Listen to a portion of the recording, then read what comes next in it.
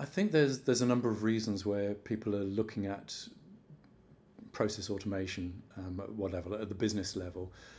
One is making repetitive things more economically done, but it could be in terms of how can I measure how we're performing, how I can improve things, unless I'm actually measuring it.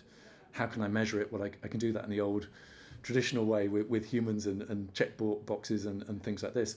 But if I can automate it, then I can actually look at and apply technology to look at that and analyze what's going on there, and maybe even suggest ways that processes can be improved.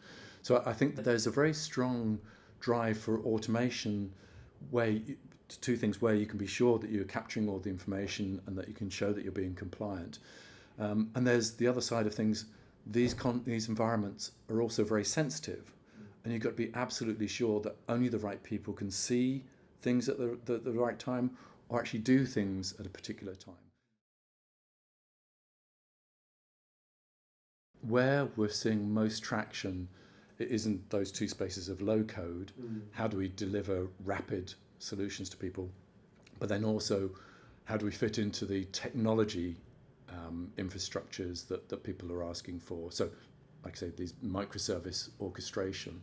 We're seeing case management technology and things like the CMMN standard as a way of describing or modeling that aspect of the business, a more declarative view of describing the problem.